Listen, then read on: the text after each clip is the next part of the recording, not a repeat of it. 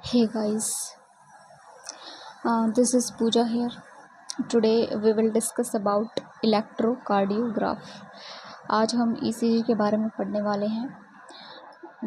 ये HPSC assistant professor 2024 के according हम क्या कर रहे हैं, यहाँ पर प्रिपरेशन कर रहे हैं। डेली एक वीडियो आती है चैनल पर। अगर आप भी HPSC असिस्टेंट प्रोफेसर की तैयारी कर रहे हैं ज़ूलॉजी सब्जेक्ट से, देन आप हमारे साथ जुड़ सकते हैं। डेली एक वीडियो आएगी, इससे आप अपनी प्रिपरेशन को बूस्ट कर सकते हैं। ठीक है, तो आज हम देखने वाले हैं इलेक्ट्रोकार्डियोग्राम के बारे में कि ये होता क्या है। सबसे पहले हम ग्राफ को देखकर सबसे पहले हम समझेंगे चीज़ों को, उसके बाद में हम शॉर्ट नोट्स को देखेंगे। ये जो भी वीडियो के अंदर मैं दिखाती हूँ शॉर्ट नोट्स, ये मेरे हैंड रिटन शॉर्ट नोट्स हैं। अगर आप को किसी भी टॉपिक के रिगार्डिंग शॉर्ट नोट्स चाहिए तो आप मुझे कमेंट कर सकते हैं। शॉर्ट नोट्स से एक हेल्प हो जाती है कि बार बार हमें बुक से पढ़ने की रिक्वायरमेंट नहीं होती, और जो मेरे शॉर्ट नोट्स हैं उसमें सब कुछ मैं मेंशन कर देती हूँ, सब कोई चीज़ छूटती नहीं है। अगर आप मेरे शॉर्ट नोट्स से पढ़ते हैं तो आपको दोबारा बुक से पढ़ने की ज़रूरत नहीं पड़ेगी। ठीक है, तो हम स्टार्ट करते हैं इलेक्ट्रोकार्डियोग्राम के बारे में। सबसे पहले तो हमारी जो बॉडी होती है वो इलेक्ट्रिसिटी की एक गुड कंडक्टर होती है। हमारी बॉडी इलेक्ट्रिसिटी की गुड कंडक्टर होती है। बॉडी के अंदर जो फ्लूइड्स हैं उसके अंदर आयंस होते हैं जो कि इलेक्ट्रिक करंट को कंडक्ट करते हैं। ठीक है, जब एक्शन पोटेंशियल्स जनरेट होते हैं हार्ट के अंदर, कल हमने जो वीडियो देखा था कार्डिक साइकिल का, उसमें हमने देखा था किस तरीके से एक्शन पोटेंशियल जनरेट होते हैं। जो ऑटोरिदमिक फाइबर्स होते हैं वो एक्शन पोटेंशियल जनरेट करते हैं SA नोड से AV node, then bundle of His, then Purkinje fibres. ये सब चीज़ें हमने कल डिस्कस करी थी। तो यहाँ पर हम देखते हैं कि जो एक्शन पोटेंशियल जो प्रोपेगेट हो रहे हैं थ्रू हार्ट, वो क्या करते हैं, इलेक्ट्रिक करंट को प्रोड्यूस करते हैं, और उस इलेक्ट्रिक करंट को हम डिटेक्ट कर सकते हैं at the surface of the body. ठीक है, और इलेक्ट्रोकार्डियोग्राम क्या होता है, ये एक रिकॉर्डिंग है एक्शन पोटेंशियल्स की, जो हमारी हार्ट मसल या फिर हार्ट की जो मसल्स हैं, कौन सी, कार्डियक मसल्स के अंदर जो ऑटोरिदमिक फाइबर्स प्रेजेंट होते हैं, वो उन एक्शन पोटेंशियल्स को जनरेट करते हैं, और उनकी रिकॉर्डिंग को हम क्या बोलते हैं, इलेक्ट्रोकार्डियोग्राम। ठीक है, उनके रिकॉर्डिंग को हम क्या बोलते हैं, इलेक्ट्रोकार्डियोग्राम। और जिस इंस्ट्रूमेंट से उसको रिकॉर्ड किया जाता है, उस इंस्ट्रूमेंट को या उस मशीन को हम क्या बोलते हैं, electrocardiograph. Clear? Then electrocardiogram can measure the rate and rhythm of the heart beat. बिल्कुल, इलेक्ट्रोकार्डियोग्राम जो है रेट एंड रिदम दोनों को ही, हार्ट बीट की जो एक हार्ट बीट है मतलब एक कार्डियक साइकिल के अंदर जितने भी इवेंट्स होते हैं उन इवेंट्स को रिकॉर्ड करना, एक्शन पोटेंशियल्स को रिकॉर्ड करना क्या है, इलेक्ट्रोकार्डियोग्राम है। ठीक है, और हार्ट के पास कितना ब्लड फ्लो कर रहा है उसको भी ये इनडायरेक्टली बता देता है। ठीक है, अब उसको मेज़र करने के लिए, उन एक्शन पोटेंशियल्स को मेज़र करने के लिए हमें क्या करना होता है, सबसे पहले इलेक्ट्रोड प्लेस करने होते हैं on the skin are connected by wires to an instrument that detect the heart's electrical signal. ठीक है, इलेक्ट्रोड को स्किन के ऊपर प्लेस किया जाता है एंड वो वायर के थ्रू जुड़े हुए होते हैं, किसके साथ, इलेक्ट्रोकार्डियोग्राम के साथ, उस इंस्ट्रूमेंट के साथ। अब वो हमें एक कार्डियक साइकिल के अंदर जितने भी एक्शन पोटेंशियल जनरेट हो रहे हैं, जो भी इवेंट होते हैं, उनका ग्राफ हमें प्रोवाइड करता है। चलो अब देख लेते हैं उस ग्राफ में हमें क्या क्या देखने को मिलता है, एंड वो हमें हार्ट की सिचुएशन के बारे में, उसकी कंडीशन के बारे में क्या कुछ इन्फॉर्मेशन प्रोवाइड कर सकता है, वो भी हम देखने वाले हैं।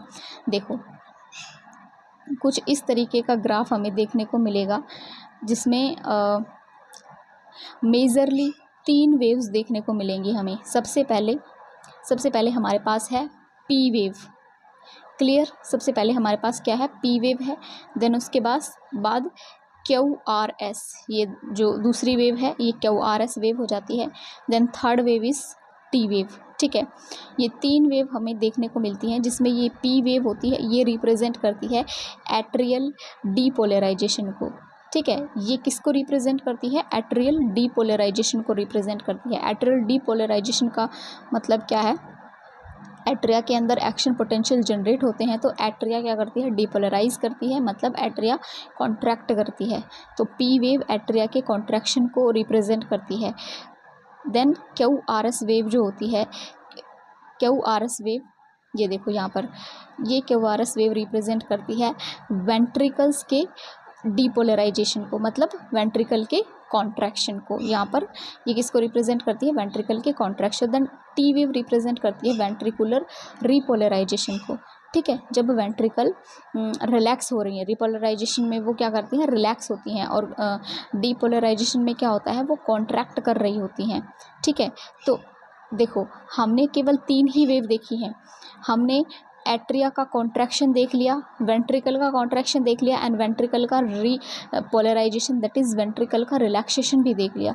लेकिन यहाँ पर हमें atrial repolarisation that is atrial relaxation देखने को नहीं मिलेगा, क्योंकि जब वेंट्रिकल्स कॉन्ट्रैक्ट कर रही होती हैं उसी टाइम क्या होता है, एट्रिया रिलैक्स। जब एट्रिया कॉन्ट्रैक्ट करती है तो वेंट्रिकल का रिलैक्स करने का टाइम होता है, और जब वेंट्रिकल कॉन्ट्रैक्ट करती है देन एट्रिया रिलैक्स करती है।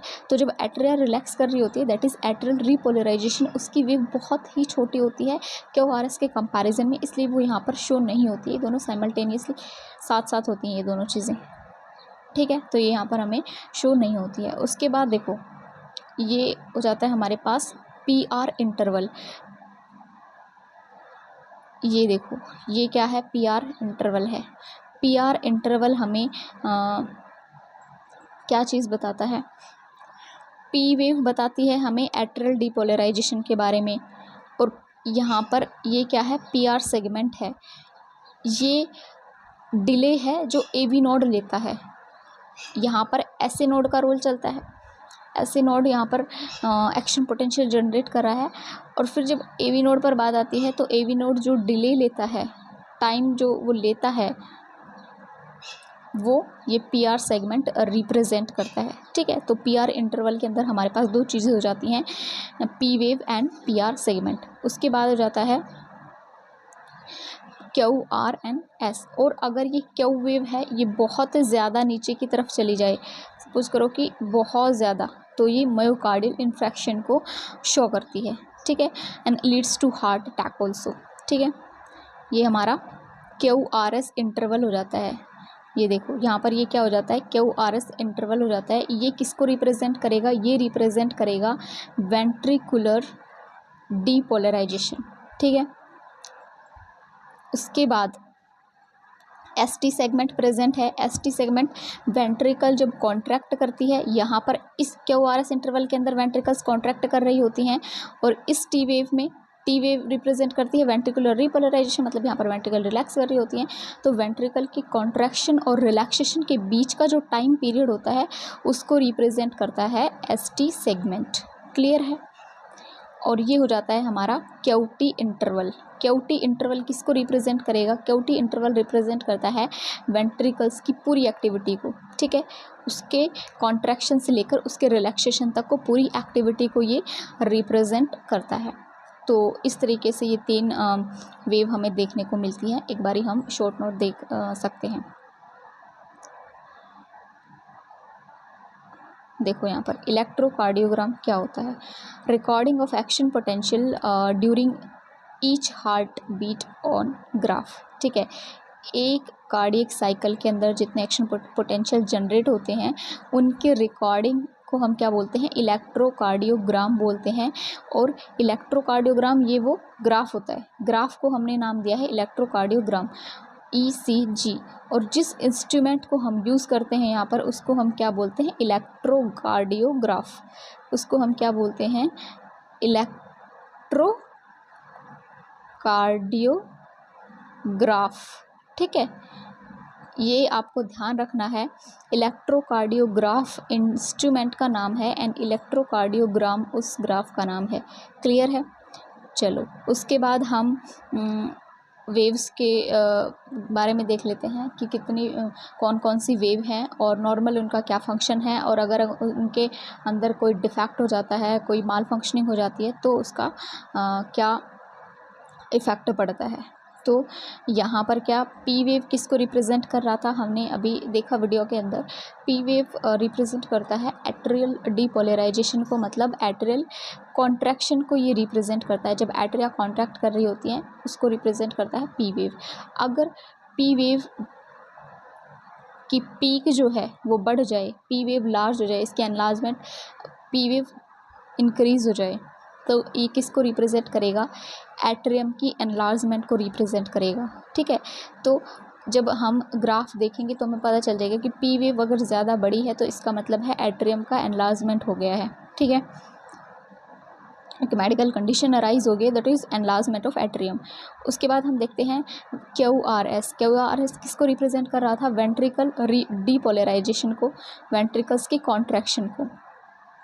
अगर क्यू है वो लार्ज हो जाता है, क्यू वेव जो है वो लार्ज हो जाती है, इसका क्या मतलब होता है, ये किसको मायोकार्डियल इन्फेक्शन कॉज करेगा, लीड्स टू हार्ट अटैक।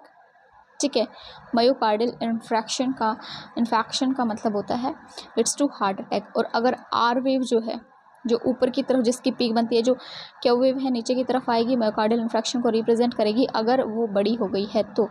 अगर आर वेव की पीक ज़्यादा हो गई है तो वेंट्रिकल के एनलार्जमेंट को ये शो करती है।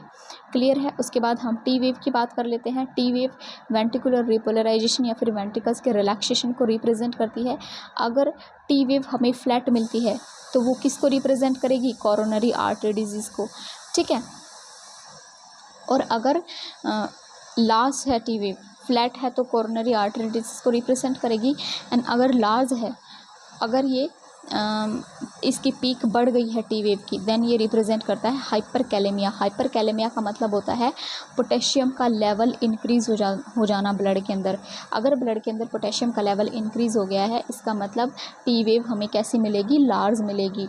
ठीक है, और अगर बॉडी के अंदर कोई हार्ट के पास के अंदर कोई कोरोनरी आर्टरी डिजीज़ हो गई है तो हमें टी वेव है वो फ्लैट मिलेगी। इसलिए ये सब इंफॉर्मेशन को देखकर हम मतलब इस ग्राफ को देखकर हम बता सकते हैं कि कौन सी मेडिकल कंडीशन राइज हो गई है, कोई प्रॉब्लम है या फिर नहीं है। क्लियर। उसके बाद हमने देखा था PR इंटरवल, जिसमें P वेव और PR सेगमेंट था।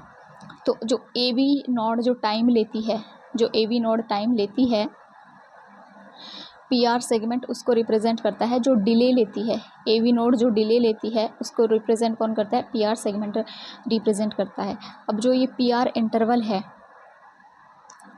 जब हम एक्सरसाइज वगैरह कर रहे होते हैं तो PR इंटरवल कम होगा, क्योंकि जल्दी जल्दी सब चीज़ें होंगी, कार्डियक साइकिल है वो जल्दी जल्दी चलेगी, तो क्या होगा, PR इंटरवल जो है वो शॉर्ट होगा जब हम एक्सरसाइज कर रहे होते हैं। लेकिन जब हम सो रहे होते हैं, जब हम रिलैक्स मोड में होते हैं बिल्कुल, तो PR इंटरवल है वो बढ़ जाएगा, PR इंटरवल बढ़ जाएगा। देखो, एक्सरसाइज कर रहे हैं तो हार्ट बीट जो है वो बढ़ेगी, एक्सरसाइज के दौरान हार्ट बीट बढ़ती है, और हार्ट बीट बढ़ेगी तो PR इंटरवल जो है वो डिक्रीज़ होगा। ठीक है, और अगर हम सो रहे हैं, at the time of the sleeping heart rate low होगी, स्लीपिंग के टाइम पर हार्ट रेट जो है वो कैसी होगी, लो होगी, और PR इंटरवल, हार्ट रेट लो है इसका मतलब PR इंटरवल है वो इंक्रीज़ करेगा। क्लियर है।